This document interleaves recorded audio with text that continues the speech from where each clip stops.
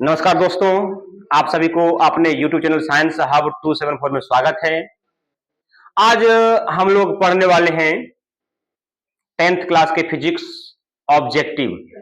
और ऑब्जेक्टिव में हम लोग पढ़ने वाले हैं 2011 से 2024 तक जो पूछा गया क्वेश्चन बैंक को देखने वाले हैं।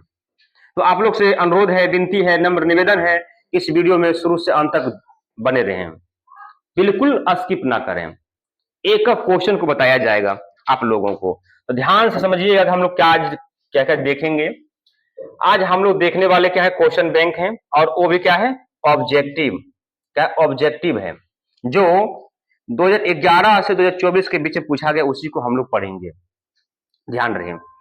तो हम देखते हैं पहला क्वेश्चन क्या है आपके स्क्रीन पर। दर्पण के सामने किसी भी दूरी पर स्थित वस्तु का प्रतिबिंब सीधा प्रतीत होता है, वह दर्पण होता है। बोला गया है स्थिति कोई भी हो, किसी भी दूरी पर हो, लेकिन वह सीधा ही प्रतीत होता है। तो दर्पण क्या होगा, केवल समतल होगा, केवल अवतल होगा, केवल उत्तल होगा, या तो समतल होगा अथवा उत्तल होगा। देखिए ध्यान दीजिएगा, सीधा हमेशा समतल भी बनाता है और एक उत्तल भी बनाता है। केवल समतल तो नहीं बोल सकते हैं, और सीधा ये हमेशा सीधा नहीं बनाता है, ये कभी सीधा तो कभी उल्टा, ये दोनों हमेशा सीधा ही बनाता है। कहीं भी रखिए सीधा ही बनाएगा, लेकिन केवल समतल तो नहीं होगा, केवल उत्तल तो नहीं होगा, या तो समतल या तो उत्तल। यानी मेरा आंसर क्या हो जाएगा, ऑप्शन नंबर डी हो जाएगा। ये राइट मेरा आंसर हो जाएगा, क्या है ना। चलिए नेक्स्ट क्वेश्चन की ओर चलते हैं। नेक्स्ट क्वेश्चन ये है, प्रकाश की किरण गमन करती है सीधी रेखा में, टेढ़ी रेखा में, किसी भी दिशा में, इनमें से कोई नहीं। देखिए कब का पूछा है, 17 और 20 में पूछा गया है, 17 और 20 में पूछा गया, ठीक है। तो प्रकाश की किरण जो गमन करती है वो एक सीधी रेखा में गमन करती है। प्रकाश का रेखा जो गमन करती है वो सीधी रेखा में गमन करती है। Option number A is the right answer, ठीक है। इसका आंसर जो हो जाएगा ऑप्शन नंबर ए हो जाएगा। चलिए नेक्स्ट क्वेश्चन की ओर चलते हैं।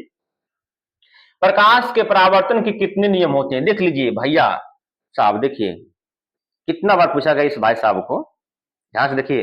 प्रकाश के परावर्तन के नियम कितने होते हैं, एक नियम होते हैं, दो नियम होते हैं, तीन नियम होते हैं, चार नियम होते हैं। तो हम इससे पिछला वीडियो में हम बताए हैं कि प्रकाश के कितने नियम होते हैं और कौन कौन सा नियम होते हैं। तो प्रकाश के परावर्तन के दो नियम होते हैं। कितने होते हैं, दो नियम होते हैं।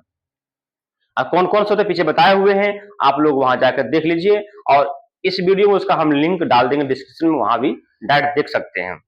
चलिए नेक्स्ट क्वेश्चन, प्रकाश के परावर्तन के नियम से निर्धारित होता है। बोला गया है परावर्तन के नियम से निर्धारित क्या होता है। देखिए तो ये एक क्या है, परावर्तक सतह है, ये अभिलंब है, ये आपतन कोण है, और ये परावर्तन कोण है। तो परावर्तन के नियम से ये सिद्ध होता है, ये निर्धारित होता है कि आपतन कोण और परावर्तन कोण आपस में क्या होता है, बराबर होता है। तो आपतन कोण बराबर परावर्तन कोण किस में, ऑप्शन नंबर ए में है। आपतन कोण बराबर परावर्तन कोण, option number A is the right answer हो जाएगा। चलते हैं नेक्स्ट क्वेश्चन की ओर। नेक्स्ट क्वेश्चन क्या है, ध्यान दीजिएगा। प्रकाश तरंग का उदाहरण है। प्रकाश तरंग क्या है, ध्वनि तरंग है, विद्युत चुंबकीय तरंग है, या परावैगनी तरंग है, इनमें से कोई नहीं है। तो प्रकाश तरंग का जो उदाहरण है वो क्या है, विद्युत चुंबकीय तरंग है। वो क्या है, विद्युत चुंबकीय तरंग का उदाहरण है प्रकाश तरंग। चलिए नेक्स्ट क्वेश्चन की ओर चलते हैं बाबू, ध्यान देना है। अगला क्वेश्चन है, समतल दर्पण द्वारा बना प्रतिबिंब होता है। तो समतल दर्पण द्वारा बना प्रतिबिंब कैसा होता है, समतल दर्पण द्वारा बना प्रतिबिंब कैसा होता है। तो देखिए, तो समतल दर्पण में हमेशा जो प्रतिबिंब बनता है वो कैसा बनता है, काल्पनिक बनता है। यानी वास्तविक नहीं, क्या बनेगा इसमें, काल्पनिक बनेगा। क्या बनेगा इसमें, काल्पनिक बनेगा, ठीक है। नेक्स्ट क्वेश्चन, समतल दर्पण की फोकस दूरी होती है। तो समतल दर्पण की फोकस दूरी कितना होता है, अनंत, शून्य, 100 सेमी, 50 सेमी। समतल दर्पण की जो फोकस दूरी होती है वो अनंत होती है। कितना होती है? अनंत होती है। सभी क्लियर है? चलिए नेक्स्ट क्वेश्चन की ओर चल रहे हैं हम। चलिए नेक्स्ट क्वेश्चन, अवतल दर्पण के सामने वस्तु को कहां रखा जाए ताकि प्रतिबिंब उल्टा, वास्तविक और समान आकार के बने। बोला गया है अवतल दर्पण में वस्तु को कहां रखें जो कि वास्तविक बने। तो वास्तविक कैसा बनता है? उल्टा बनता है और समान आकार के बने। तो ये कहां पे रखेंगे? ध्रुव पर रखेंगे, अनंत पर रखेंगे, वक्रता केंद्र पर रखेंगे, फोकस पर रखेंगे। तो अवतल दर्पण में हम वस्तु को वक्रता केंद्र पर रखेंगे तो वो क्या बनाएगा? बराबर आकार का बनाएगा। क्या बनाएगा?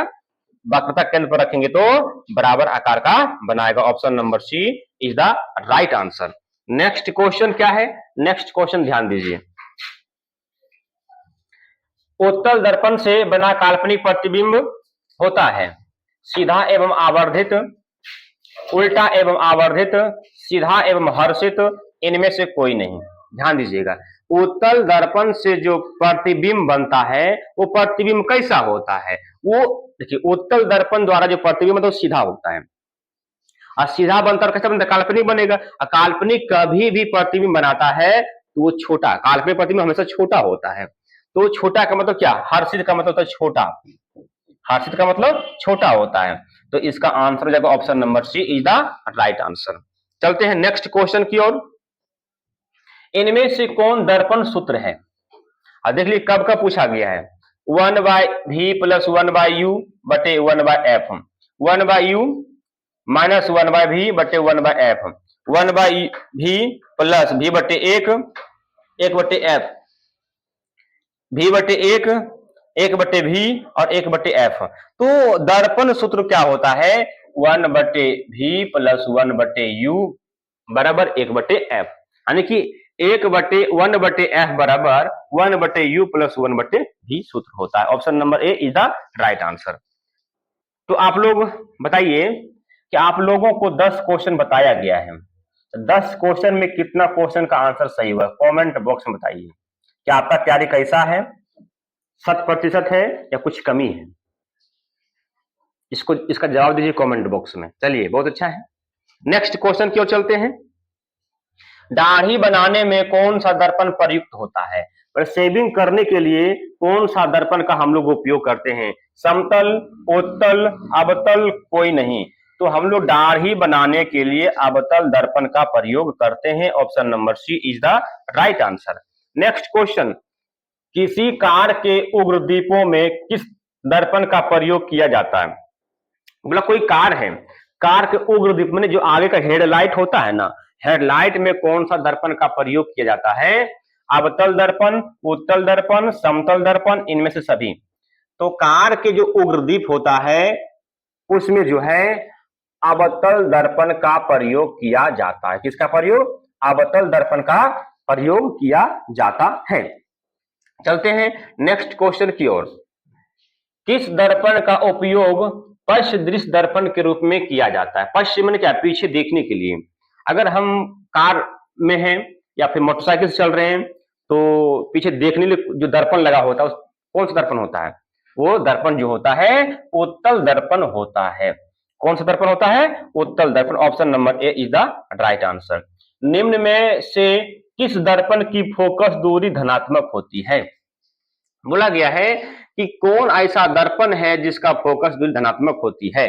तो ध्यान रहे ये अवतल दर्पण है। ये क्या है? अवतल दर्पण है। ये उत्तल दर्पण है। ठीक है। अब बताइए अवतल दर्पण की फोकस आगे होती है और उत्तल दर्पण की फोकस पीछे होती है। हम चिन्ह परिपाटी के नियम से बताए हैं कि आगे की दूरी ऋणात्मक होती है और पीछे की दूरी धनात्मक होती है। अब बताइए फोकस पीछे किसका है? उत्तल का ना, तो उत्तल का फोकस क्या हो जाएगा? धनात्मक हो जाएगा। क्या सही है गलत है? सही है। चलिए नेक्स्ट, नई कार्तीय चिन्ह परिपाटी के अनुसार दर्पण के सामने रखे गए बिंब की दूरी ली जाती है।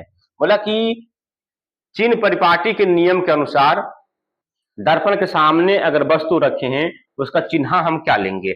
चिन्ह जो होगा वो ऋणात्मक लेंगे, क्योंकि आगे की दूरी ऋणात्मक होती है और पीछे की दूरी धनात्मक होती है।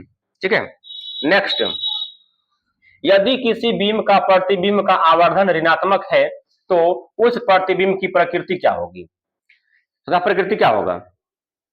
देखिए, कहने का मतलब ये हो गया, क्वेश्चन बोला गया है कि यदि किसी बीम का प्रतिबिंब का आवर्धन माइनस में हो, ऋणात्मक हो, तो उस प्रतिबिंब की प्रकृति क्या होगा? वास्तविक एवं उल्टा, वास्तविक एवं सीधा, आभासी और सीधा, आभासी और उल्टा। ध्यान दीजिएगा, आवर्धन जब माइनस में है तो वास्तविक बनेगा, क्योंकि वास्तविक बनेगा और उल्टा बनेगा। कैसा बनेगा? उल्टा बनेगा। यानी कि वास्तविक और उल्टा होता है तो ही प्रतिबिंब का आवर्धन ऋणात्मक होता है। वास्तविक, काल्पनिक और सीधा बनेगा तो धनात्मक होगा। Option number A is the right answer हो जाएगा। चलते हैं नेक्स्ट क्वेश्चन की, और नेक्स्ट क्वेश्चन क्या है? दंत विशेषज्ञ मरीजों के दांतों का बड़ा प्रतिबिंब देखने के लिए किस दर्पण का उपयोग करते हैं? अवतल दर्पण, समतल दर्पण, उत्तल दर्पण, सभी। क्वेश्चन बोला है कि दंत विशेषज्ञ मतलब डॉक्टर लोग जो है नाक, कान, दांत इत्यादि को चेक करने के लिए किस दर्पण का प्रयोग करते हैं? तो अवतल दर्पण का प्रयोग करते हैं। किसका प्रयोग करते हैं? अवतल दर्पण का प्रयोग करते हैं। Option number A is the right answer. Next question, एक प्रयोग में अवतल दर्पण द्वारा किसी बीम का प्रतिबिंब एक पर्दे पर प्राप्त किया जाता है। दर्पण की फोकस दूरी को निर्धारित करने के लिए प्रयोगकर्ता को मापने की जरूरत है।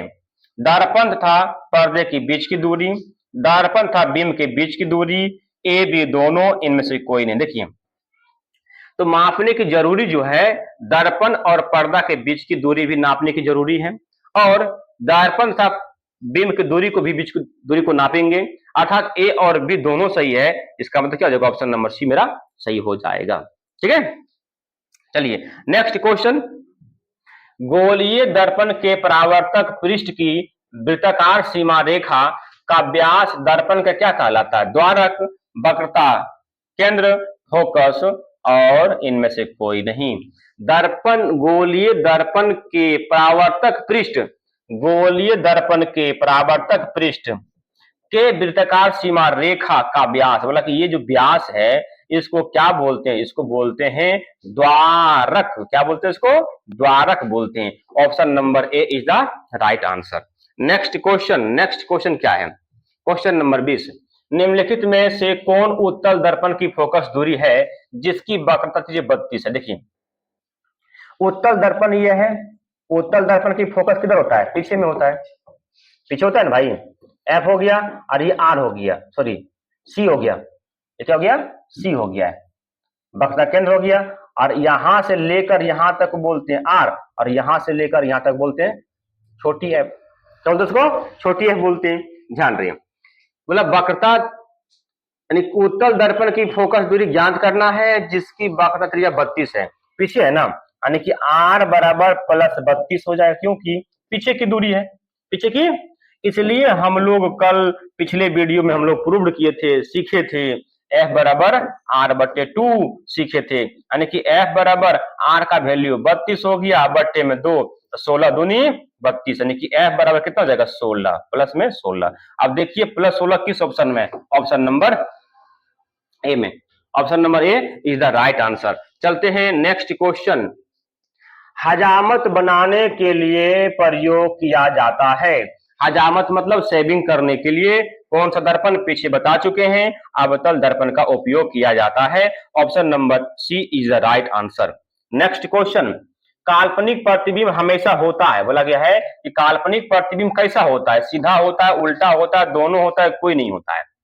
तो काल्पनिक प्रतिबिंब अपने आप में हमेशा सीधा होता है, और वास्तविक हमेशा उल्टा ही होता है। ध्यान दीजिए, वास्तविक उल्टा, काल्पनिक सीधा, वास्तविक उल्टा, काल्पनिक सीधा। तो ये क्या हो जाएगा? सीधा। Option number A is the right answer.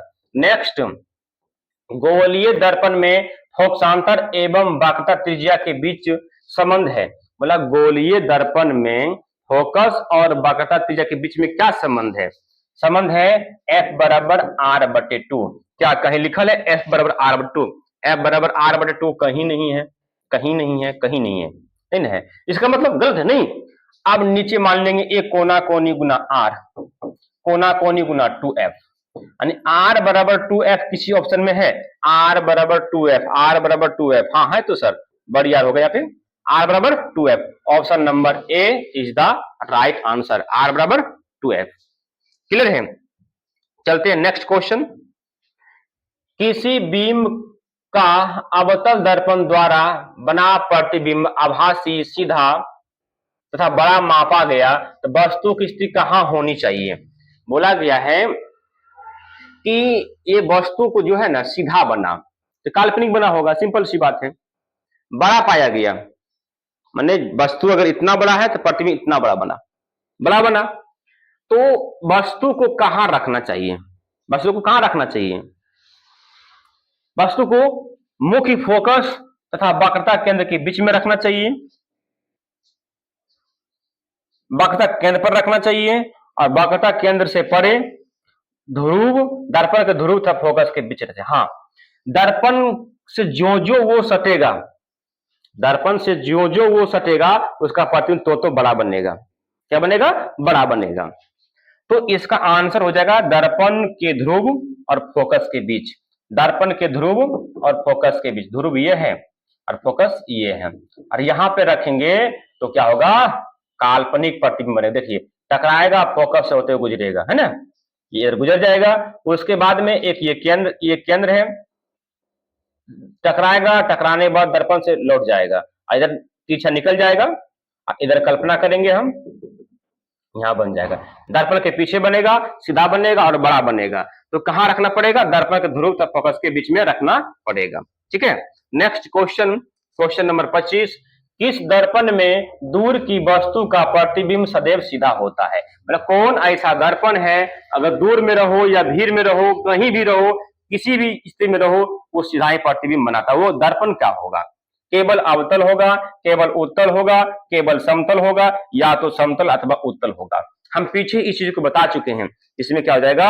Option number D, समतल अथवा उत्तल होगा, समतल अथवा उत्तल होगा, option number D is the right answer. Next question.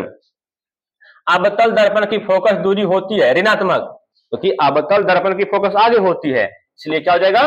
ऋणात्मक हो जाएगा। नेक्स्ट क्वेश्चन, क्वेश्चन नंबर अगला। किस दर्पण से हमेशा आभासी और छोटा प्रतिबिंब बनता है? बोला गया कौन ऐसा दर्पण है जिसमें कि हमेशा काल्पनिक और छोटा प्रतिबिंब बनता है? तो काल्पनिक किस में बनता है? उत्तल में, यानी इसका आंसर हो जाएगा उत्तल दर्पण हो जाएगा। उत्तल दर्पण में हमेशा हमेशा काल्पनिक प्रतिबिंब और छोटा बनता है। और इसमें क्या बनता है? इसमें सीधा तो बनता है, लेकिन क्या बनता है? बराबर बनता है, इसलिए ये ऑप्शन नहीं होगा। मेरा आंसर क्या हो जाएगा? ये हो जाएगा। पीछे में गलती हो गया था कार्य, सदैव सीधा, सीधा छोटा ने बोला है, सीधा बोला, ठीक है। अब क्या है आगे?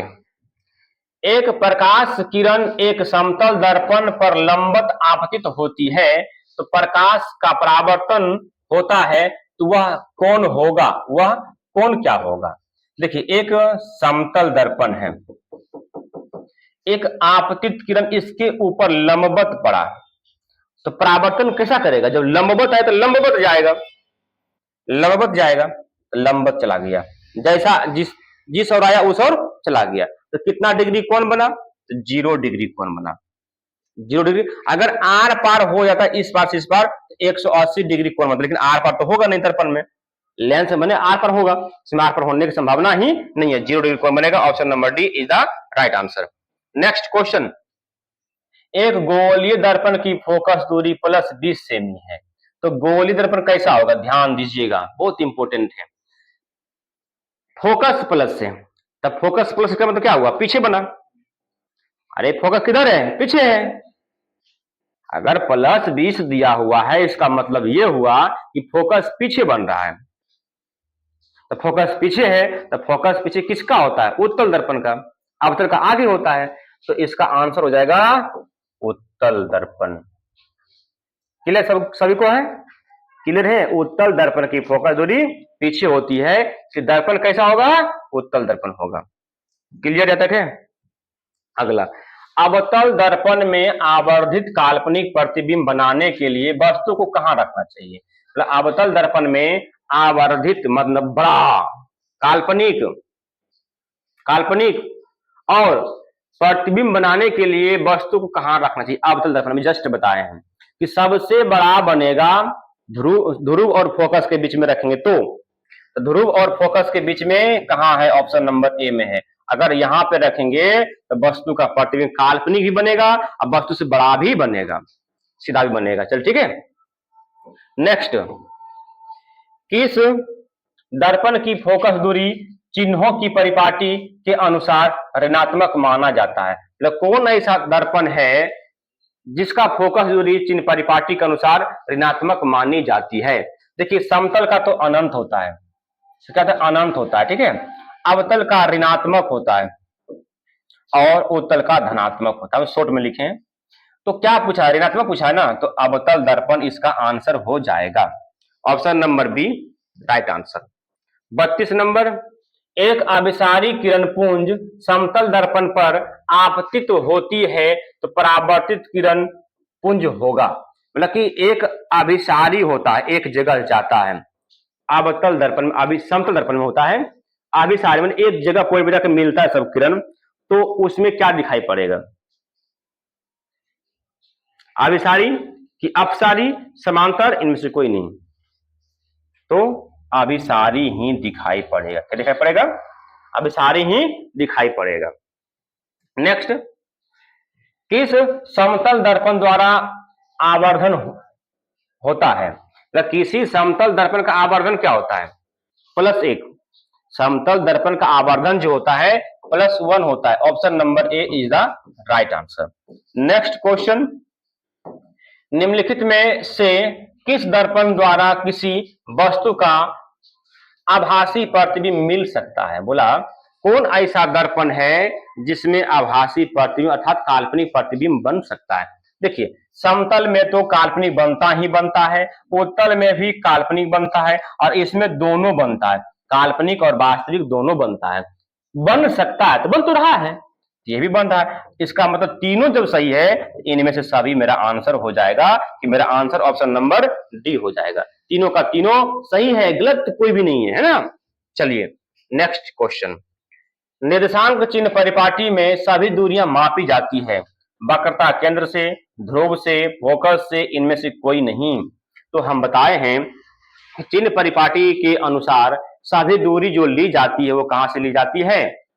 ध्रुव से मापी जाती है। कहां से मापी जाती है? ध्रुव से मापी जाती है। Option number B is the right answer. Next question, focus दूरी 20 सेमी के अवतल दर्पण की वक्रता त्रिज्या क्या होगी? देखिए, लग गया है कि एक फोकस दूरी 20 है, किसका? अवतल का है, अवतल का है, तो एफ बराबर क्या हो जाएगा? -20 हो जाएगा, -20 हो जाएगा। तो हमको निकालना क्या है? आर निकालना है। व्हाट? इसलिए एफ बराबर क्या हो सकता है? r/2, अर्थात हम लिख देंगे आर, दैट आर निकालना है तो आर बराबर होता है 2f, आर बराबर 2f, अर्थात क्या हो जाएगा? 2 गुना -20, ये क्या हो जाएगा? -40 सेमी। यानी वक्रता त्रिज्या कितना? -40 सेमी है। माइनस ये सूचित करता है कि अवतल दर्पण का ये वक्रता त्रिज्या है, लेकिन हम दूरी जब नापेंगे प्लस में नापेंगे, माइनस से सूचित होता है कि अवतल दर्पण है। दर्पण कैसा है? अवतल है ना, तो अवतल तो बोला गया है, इसलिए माइनस में आया, सिंपल सी बात है। इसका आंसर हो जाएगा 40 सेमी, लेकिन नापेंगे हम क्या लिखेंगे? 40 लिखेंगे, +40 लिखेंगे हम। Option number C is the right answer. अगर माइनस दिया भी रहेगा कोई दिक्कत नहीं है। चलिए, आंख कान गला के चिकित्सक द्वारा उपयोग में लाया जाने वाला दर्पण है। बोला कि डॉक्टर लोग जो दर्पण रखता है आंख कान चेक करने के लिए, वो दर्पण क्या होता है? अवतल दर्पण का उपयोग वो लोग करते हैं। Option number B is the right answer. Next, उत्तल दर्पण में आवर्धन का महत्तम मान है। बोला कि उत्तल दर्पण में आवर्धन का महत्तम मान क्या है? सबसे ज्यादा मान क्या है? देखिए, उत्तल दर्पण में जो आवर्धन का जो महत्तम मान है, देखिए उत्तल दर्पण से जो महत्तम मान जो है ना, 2 होगा, 1 होगा, 1/2 होगा या अनंत होगा। तो उत्तल दर्पण का महत्तम मान जो होगा वो 1/2, क्या होगा? 1/2 होगा। ऑप्शन नंबर यानी कि 0.5। ठीक है। नेक्स्ट क्वेश्चन 24 पूछा गया है। नेक्स्ट है, यदि अवतल दर्पण का निचला आधा भाग टूट जाए तो प्रतिबिंब कैसा बनेगा? कैसा बनेगा? ध्यान दीजिए, सीधा बनेगा, आधा बनेगा, कम तीव्र बनेगा, इनमें से कोई नहीं बनेगा। तो अगर अवतल दर्पण का निचला भाग टूट जाए, मतलब अवतल दर्पण ये है, इसका नीचे का भाग अगर टूट जाए, मान लीजिए ये है, नीचे का भाग टूट जाए, तो प्रतिबिंब जो है कैसा बनेगा? कम तीव्र बनेगा। क्या बनेगा? कम तीव्र बनेगा। Option number C is the right answer. और ये 2024 में सेकेंड सिटिंग में पूछा गया क्वेश्चन है। नेक्स्ट क्वेश्चन, फोकस दूरी 10 सेमी के अवतल दर्पण द्वारा उत्पन्न आवर्धन धनात्मक होगा यदि वस्तु दूरी का मान है। देखो, बोला गया फोकस दूरी 10 सेमी के अवतल दर्पण, ठीक है, धनात्मक होगा, उसका आवर्धन धनात्मक होगा। कब? यदि वस्तु दूरी मान होगा 10 सेमी से अधिक पर, मतलब वस्तु अगर 10 सेमी के अधिक पर रखेंगे, या 20 सेमी से अधिक पर रखेंगे, 10 सेमी से कम पर रखेंगे, या इनमें से कोई नहीं, तो वस्तु को हम कहां रखेंगे कि उसका आवर्धन धनात्मक हो जाएगा? कहां रखेंगे? तो 10 सेमी की दूरी पर रखेंगे। कहां रखेंगे हम? 10 सेमी से अधिक दूरी पर रखेंगे तो धनात्मक बन जाएगा। नहीं, माफ करना, ये गलती हो गया है। 10 सेमी से कम, 10 सेमी से कम दूरी पर रखना पड़ेगा। 10 सेमी से कम दूरी पर रखना पड़ेगा तो बनेगा। नेक्स्ट है, ध्रुव, फोकस से ध्रुव की ओर आने पर अवतल दर्पण में आवर्धन का मान होगा। फोकस से ध्रुव की ओर आने पर, यानी कि ये दर्पण है, कोई भी दर्पण हो, फोकस दर्पण बताया अवतल है, फोकस ध्रुव की ओर आने पर उसका आवर्धन क्या होता है? उसका आवर्धन बढ़ता है, घटता है, अचर रहता है, इनमें से कोई नहीं। तो आवर्धन उसका जो होता है वो क्या होता है? बढ़ता है। चलते हैं नेक्स्ट क्वेश्चन। एक अवतल दर्पण के प्रधान अक्ष पर चलती चिट्ठी का प्रतिबिंब सीधा सब बढ़ता जा रहा है। चिट्ठी की गति की दिशा क्या होगा? दर्पण कैसा? अवतल। देखिए, दर्पण अवतल है। अभी हम जस्ट बताए कि जो जो हम ध्रुव की ओर आएंगे उसका प्रतिबिंब बढ़ेगा, उसका प्रतिबिंब बढ़ेगा। तो फोकस से वक्रता केंद्र की ओर, तो फोकस यहां है, अब वक्रता केंद्र यहां है, तो फोकस से वक्रता केंद्र की ओर बोल रहा है, ये गलत हो जाएगा। फोकस से ध्रुव की ओर, ये फोकस ध्रुव की ओर लगभग सही है। ध्रुव से फोकस की ओर, ध्रुव से फोकस की ओर गलत है। इनमें से कोई नहीं भी गलत है। मेरा आंसर क्या जाएगा? फोकस से ध्रुव की ओर। Option number B is the right answer. ठीक है, नेक्स्ट क्वेश्चन। और यहां से खत्म हो गया है, लास्ट 42 था। अगर मेरा सेशन आप लोग को अच्छा लगा है तो प्लीज इस वीडियो को शेयर कीजिए अपने दोस्तों के पास, अपने फैमिली के पास, अपने रिलेशन के पास इसको शेयर कीजिए। और जो सब्सक्राइब नहीं किया वो सब्सक्राइब कर लीजिए। तो आज के लिए यहीं तक। जय हिंद, जय भारत।